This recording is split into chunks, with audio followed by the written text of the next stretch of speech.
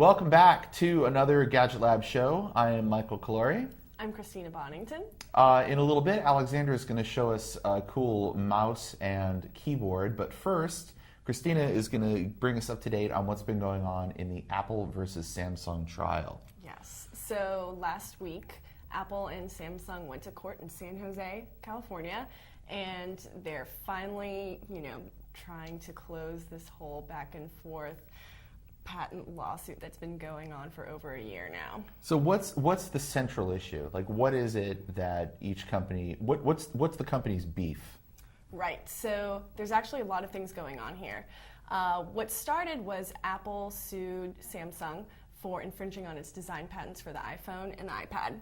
And then they're also suing Samsung for infringing on some UI elements, like the bounce back feature when you reach the end of a list in iOS and it kind of springs up, things like that.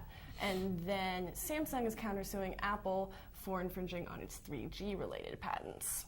And so there's like a whole bunch of these like moving parts going on, and the 9-member jury has to make sense of it all, and most of them don't even have a tech background. I saw one of them falling asleep during Samsung's opening arguments last Tuesday.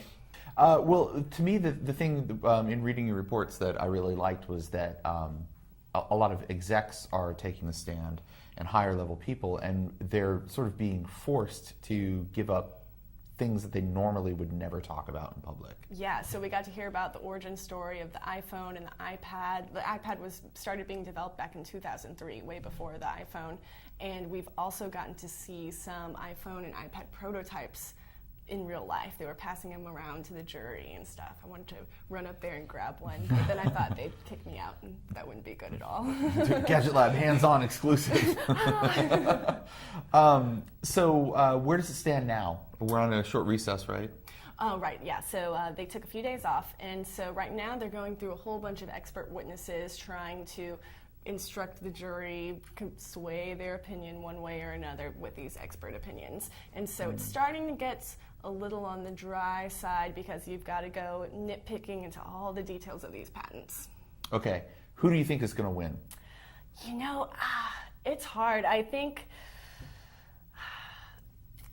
I'm leaning towards Apple a little bit. Their counsel is super polished. They tell a good story. If you don't know much about tech and you're just listening to the lawyers talking, you feel like the Apple lawyers are kind of like the good guys, and the Samsung lawyers are they have a little more attack, they're kind of more defensive, and not quite as friendly sounding. Well, yeah, it's the little things that matter, unfortunately. Yeah, but we'll see. It's totally up in the air. Okay, well, you're going to be back on site for the meat of it, not for every day, but for the big important days, and you can continue to read Christina's awesome coverage on wired.com/gadgetlab.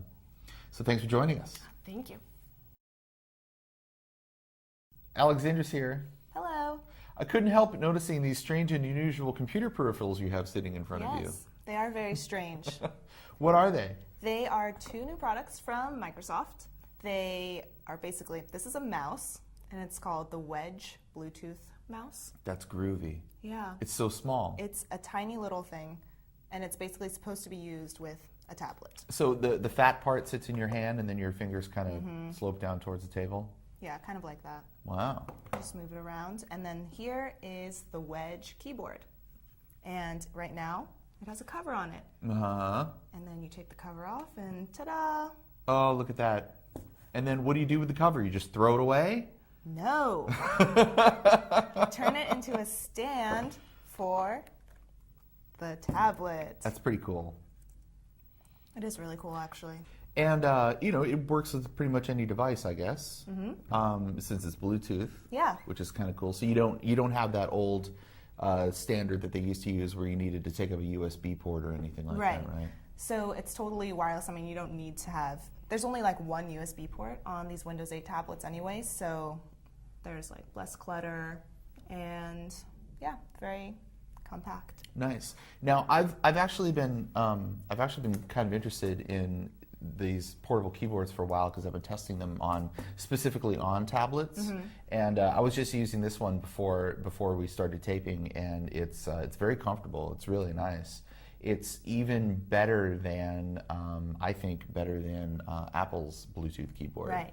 That is around the same size and around the same weight. Although with the cover, this one's a little bit bulkier, but the cover, is also a stand. It is also a stand and is also kind of useful for just like everyday use. So the cover also doubles as like the power on off switch for Oh, so you put that on and it keyboard. shuts off? Yeah, and then you can also put it on the screen of a tablet and then hold it out. Oh, very cool. You can carry it around like a book or something. So it has like some friction to it? Mm-hmm. And does this work on any Gorilla Glass, or does that have to be a particular material? I don't think it needs to be a particular material. It's just like any sort of plastic or glass surface. It does have kind of a nice grip to it. Yeah. It's sort of effortless. Like you don't really need to clamp onto it with your hand. You just kind of hold it. Yeah. So I think this sort of thing probably takes on greater significance than it should. Because like Microsoft has been making mice and keyboards forever. Yeah, like 30 years, so. But now that they're branching out into hardware with their own tablet, is this sort of thing that's kind of drawing more attention to them? It's drawing a lot of attention just because they're really focused on hardware now. And with these two devices, it kind of shows that they care about even like the tiny little things that are attached to tablets. So and there's really more care into what they're making. And it shows. I mean, like I have that Arc Touch mouse, Right. the one that we gave away a few months ago, where you click it and it turns on, and then you flatten it and it turns off. Right. Sort of like how this one has a built-in on-off device. And that actually won a bunch of awards, and it's an awesome mouse. It's a great mouse, and people are kind of surprised to pick it up and see the Microsoft logo on it. They're like, oh, I didn't know they made mice. Yeah, so now they're making other cool things, and they probably will for a while. Yeah, well, we look forward to seeing all the rest of them that you're going to be bringing in over the next few months.